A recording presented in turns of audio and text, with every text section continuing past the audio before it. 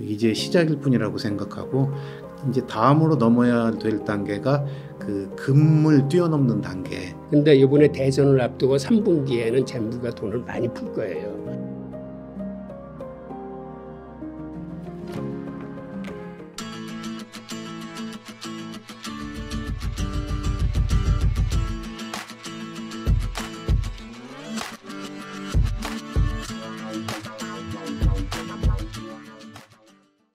저는 좀 이게 좀 과격하다고 생각할지 모르지만 저는 이제 시작이라고 생각을 해요. 그러니까 앞으로 비트코인의 가격은 예를 들어서 비행기가 이제 이륙하는 테이크업 시점에 들어왔기 때문에 생각보다는 굉장히 빠른 속도로 가속화되면서 기하급수적으로 수직 상승할 수 있다라고 봅니다. 그만큼 많은 팩트들이 있어요. 예.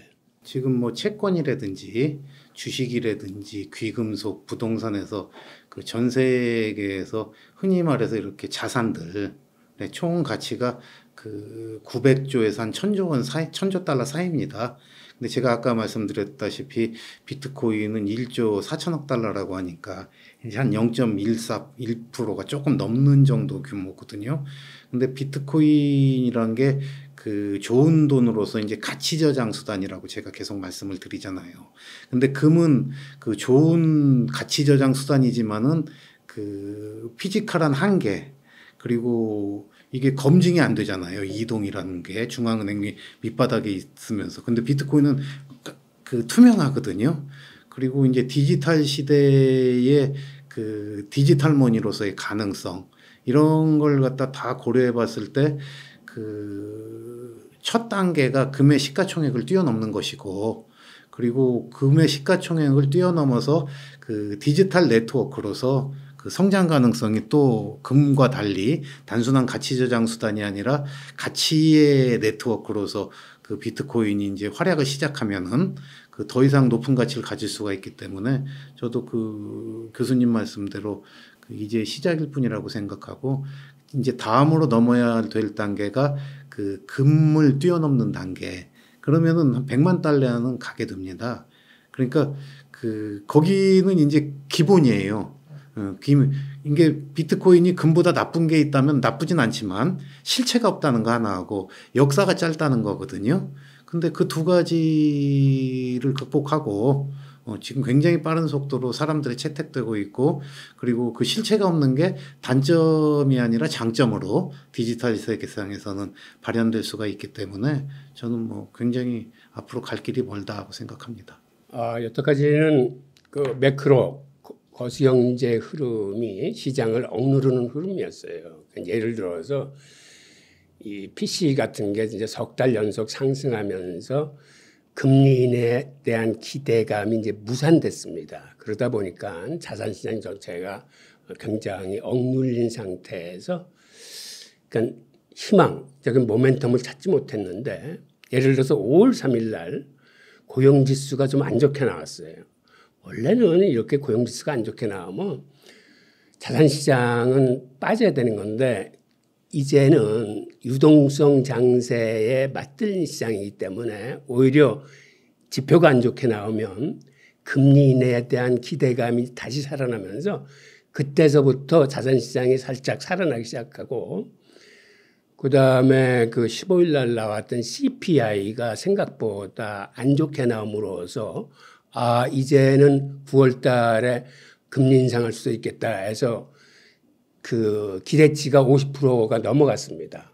그리고 한 번 아니라 두 번도 할 수 있겠는데 라는 기대가 살아나면서 자산 가격이 일제히 상승했어요. 아시다시피 주식 가격은 신고점을 돌파했고, 그때서부터 이제 비트코인도 지금 힘을 받아가지고 한 10여 % 이상 이제 올라온 상태고, 그러니까 지금 장세는 그렇습니다. 교수님 말씀에 전적으로 공감을 하고요. 그 비트코인이 제가 아까 장기적으로 우상향하는 자산이라고 그냥 꾸준히 저축하라고 했는데, 단기적으로는 어쨌든 간에 매크로 지표의 영향을 안 받을 수가 없습니다. 특히 그 시중 유동성의 영향은 당연히 받을 수밖에 없거든요. 근데 지금 어떤 그 지표가 그렇게 금리 인하 가능성을 시사하는 지표가 미국에서 나오기도 하고 전 세계적으로 봤을 때 이 미국이 힘이 제일 세지만은 그 비트코인은 글로벌 자산 아니겠습니까? 근데 유럽도 금리 인하를 6월부터 하겠다고 이렇게 22 총재가 얘기를 했고 그리고 중국에서는 최근에 그 특별 국채를 발행해 갖고 그 1조 위안 우리 돈으로 그 188조 원인데요. 특별 국채를 발행해 가지고 그 뭐 미분양 아파트도 사고 뭐 별일을 다 하겠다고 합니다. 그러니까 한마디로 그리고 일본도 그 제로 금리 수준에서 뭐 조금 올리긴 했지만 돈을 갖다가 계속해 가지고 엔화 환율이 계속 떨어지고 있는데도 돈 풀기 정책을 계속하고 있거든요. 뭐냐면 그 미국은 대선을 앞두고 있고 세계 각국 정부가 그 돈을 안 풀면은 그 정권이 위험할 수 있는 어떤 그런 경제적 어려움이라든지 이런 것들에도 봉착이 돼 있기 때문에 물가가 설령 오른다고 하더라도 이렇게 외면을 하면서 지금 돈 풀기를 갖다 하고 있지 않나 그런 생각이 들거든요. 그러면 그런 엄청난 돈 풀기는 그 모든 자산 가격의 상승으로 이렇게 나타날 수밖에 없는데 그 이제 그런 와중에도 최근에 이 많은 돈 풀기 때문에 그 경제 위기가 오거나 자산 가격 폭락이 올 수도 있다. 왜냐하면 다시 인플레이가 나타나 가지고 다시 금리를 올릴 수밖에 없는 그런 상황이 올 수도 있다. 이런 얘기도 나오고 있잖아요. 그러니까 그건 이제 그 맞을지 안 맞을지 모르는 얘기지만은 근데 어쨌든 그 돈을 풀면은 다른 자산을 포함한 비트코인은 더 오를 테고 그리고 돈을 풀다가 긴축을 해도 안전자산으로서의 비트코인 그러니까 디플레이션에 강한 비트코인의 특성이 다른 자산과 달리 가지고 있기 때문에 비트코인은 인플레도 견디고 디플레도 견딥니다. 왜냐하면은 그 제한된 공급량을 갖다 가지고 있어서 그 해지 수단으로 사람들이 삼게 되거든요. 작년 3월에 그 미국의 그 실리콘밸리 뱅크가 망할 때 당신의 은행을 스스로 가져라. 비트코인이 당신의 은행이다. 이제 이런 구호로 그 비트코인 가격이 이렇게 급등한 적이 있거든요. 금융 시스템의 위기가 비트코인 가격 급등으로 나타난 겁니다. 그래서 이런 두 가지 특성을 가지고 있는 비트코인이기 때문에 지금 상태에서 투자하기 아주 좋다. 저는 이렇게 보고 있습니다. 그 오늘 아침에 암호화폐 전문 미디어인 10X 리서치에서 그 자료가 하나 나왔었는데요. 저희 블록 미디어도 그걸 썼는데 그 암호화폐 시장 전반 특히 비트코인에 대해서는 그 더 긍정적인 요소로 작용할 것이다. 왜냐하면 이 내부에 있는 돈 중에서 비트코인에서 이렇게 빼가는 게 아니라 이쪽 시장 전반으로 들어오는데 그렇게 되는 데다가 그 최근에는 이제 비트코인 ETF라는 게 그 개인 투자자들은 시장에서 샀다 팔았다 하지만 ETF란 건 그게 아니거든요. 일정한 돈이 나 이거 하려 하면 들어와 가지고 그걸로 조성을 갖다 하는 거고 그리고 기관들은 투자를 어떻게 하냐면은 그 샀다 팠다 하는 게 아니라 포트폴리오 투자랍니다. 그러니까 자기의 들어오는 자산의 일정 부분을 갖다 배치하는 그런 투자를 하기 때문에 그 기관화 장세가 시작됐다는 건 뭐냐면은 계속해 가지고 그 포트폴리오에 포함되는 비트코인 양이 늘어난다는 거거든요. 그리고 개인이 사는 예컨대 뭐 401k도 거기도 기관에서 어드바이저들이 이렇게 조언을 해줘서 사거든요. 이 사람들도 포트폴리오 투자라는 거지 지금 우리가 거래소나 뭐 증권시장에서 주식을 사고 팔듯이 사는 게 아니에요. 그렇기 때문에 비트코인 ETF는 이제 계속해서 자금이 들어오는 그런 포트폴리오 상품으로서 그 확산이 되는 거지. 그러니까 그 거래소 시장에서 개인이 돈을 여기서 빼서 여기서 넣는 개념하고는 완전히 다른 투자 방식이 되는 겁니다. 예. 결국은 비트코인 ETF나 이더리움 ETF는 서로 이제 시너지 효과를 볼 겁니다. 비트코인이나 이더리움을 모르는 사람들이 ETF라는 그 편한 주식 거래를 통해서 이 시장에 들어오는 숫자와 금액이 유입액이 더 많은 거죠. 그러니까 물론 이 자체내 시장에서 비트코인에 투자했던 사람이 일부 돈을 빼가지고 올해 날아갈 것 같은 이제 승인이 나면 이더리움으로 옮길 수는 있는데 그건 이제 내부에서의 자금 이동이고 그보다는 외부에서 가상자산이라는 세계를 몰랐던 사람들이 이제 손쉽게 접근할 수 있게 되니까 그렇게 들어오는 돈들이 더 많을 거기 때문에 그거는 뭐 걱정할 건 없을 것 같고요. 제가 하나 말씀드리고 싶은 건 지금 같은 이제 유동성 홍수 속에서 지금은 달러뿐만 아니라 세계 4대 통화, 유로화나 엔화나 위안화도 엄청나게 이제 발행돼 있어가지고 결국 이런 것들이 이제 자산 가격을 밀어 올려서 주식이나 부동산들이 알다시피 한 10여 년 사이에 엄청 올랐어요. 그럼에도 불구하고 금값은 그렇게 크게 오르지 못했습니다. 그 이유는 금값이 오를 만하면은 사실은 미국 정부가 음량으로 많은 규제를 했습니다. 예를 들어서 이런 거예요. 금값이 오른다는 건 한마디로 달러에 대한 불신을 나타내는 겁니다. 과거 프랭클린 루즈벨트 시절에 1온스의 금이 21불이었어요. 그걸 가지고 국민들한테 금을 다 몰수한 다음에 그거를 하룻밤에 35달러로 달러를 평가절하하면서 그때 69%의 평가절하가 사실은 최초의 환율 전쟁입니다. 그러니까 달러의 가치가 70% 절하됐으니까 다른 나라들이 얼마나 힘들겠어요. 그 이후 사실은 미국이 세계 최강의 제조국가 되면서 금을 그냥 다 세계의 금을 흡수해서 80% 이상을 미국이 가져갔거든요.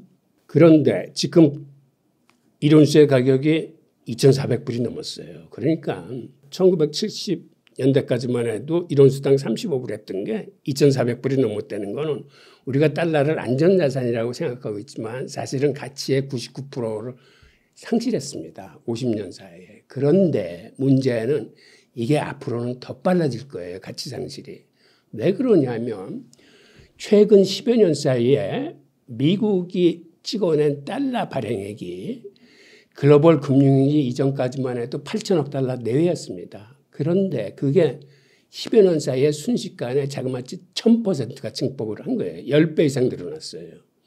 게다가 그보다 더 많이 늘어난 거는 달러 표시 자산입니다. 미국 국채예요. 국채 31조 달러 가지고 그 의회와 행정부가 협상한 지 얼마 안 됐는데 벌써 35조 달러가 넘었어요. 그러니까 연준이 발행한 번호통화 발행액도 10배 이상 늘어났지만 미국 정부가 발행하는 달러 표시 자산도 연준의 통화량보다 훨씬 많은 이 국채가 세계에 쏟아져 나오면서 한마디로 이런 유동성 장세 속에서 이 자산 가격을 올렸을 뿐만 아니라 미국 경제 성장 자체가 이 부채에 의해서 이루어지는 최근에 나온 자료를 보면 재무부의 재정 지출률이 증가하는 것과 비례해서 미국의 경제 성장률이 같이 이렇게 동행성을 보이고 있습니다. 1분기에 1.6%로 떨어져서 시장이 화들짝 놀랐을 때도 내막을 들여다보면 재무부의 재정 지출률이 줄어들었기 때문에 그렇게 떨어진 거거든요. 근데 이번에 대선을 앞두고 3분기에는 재무부가 돈을 많이 풀 거예요. 그래서 다시 이제 유동성 장세가 오는데 여기서 말씀드리고 싶은 거는 그 당시 금값이 한 2,000불 전에 가까이 오면 어김없이 미국 정부가 선물 시장을 규제해서 금값을 2,000불 이하로 이렇게 억눌렀습니다. 그게 2011년에 한 번 있었고 2020년에 있었어요.